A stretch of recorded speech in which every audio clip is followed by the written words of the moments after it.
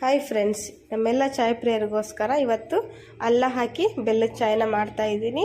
ಅದಕ್ಕೆ 1 ಕಪ್ ನೀರು ಹಾಕ್ರಿ, 1 ಕಪ್ಪು ಹಾಲು ಹಾಕ್ರಿ, 2 ಸ್ಪೂನಷ್ಟು ಟೀ ಪುಡಿ ಹಾಕ್ಕೊಳ್ರಿ. ಆಮೇಲೆ 1 ಇಂಚು ಅಲ್ಲನ ಜಜ್ಜಿಬಿಟ್ಟು ಹಾಕ್ರಿ.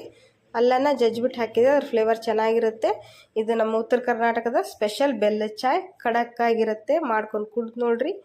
ಬೆಲ್ಲಕ್ಕೆ ಸಿಹಿಗೆ ಎಷ್ಟು ಬೇಕೋ ಅಷ್ಟು ನೀವು ಬೆಲ್ಲನ ಹಾಕಿ ಹೈ ಫ್ಲೇಮಲ್ಲಿ ಚಾಯ್ನ ಕುದಿಸ್ರಿ 1 ನಿಮಿಷ. ಇವಾಗ ನೋಡಿರಿ, ಚಾಯ್ ಕುದೀತಾ ಇದೆ. ಸ್ವಲ್ಪ ಸ್ಪೂನಿಂದ ಕೈ ಆಡಿಸಿ ಇವಾಗ ಲೋ ಫ್ಲೇಮಲ್ಲಿ 1-2 ನಿಮಿಷ ಕುದಿಸ್ರಿ. ಅಂದರೆ ಖಡಕ್ಕಾಗಿ ಚಾಯ್ ರೆಡಿ ಆಗುತ್ತೆ ನೋಡಿರಿ. ಈ ಜಿಟಿ ಜಿಟಿ ಮಳೆಯಲ್ಲಿ ಈ ಥರ ಬಿಸಿ ಬಿಸಿ ಚಾಯ್ ಮಾಡ್ಕೊಂಡು ಕುಡಿದು ನೋಡಿರಿ, ಹೇಗಿದೆ ಅಂತ ಹೇಳ್ರಿ. ಚಾಯ್ ಇವಾಗ ರೆಡಿ ಆಯಿತು ನೋಡಿರಿ. ಬೆಲ್ಲದ ಚಾಯ್ ರೆಡಿ ಆಯಿತು. ನಮ್ಮ ಉತ್ತರ ಕರ್ನಾಟಕದ ಸ್ಪೆಷಲ್ ಖಡಕ್ ಬೆಲ್ಲದ ಚಾಯ್. ನೀವು ಕೂಡ ಮಾಡ್ಕೊಂಡು ಕುಡಿದು ನೋಡಿರಿ.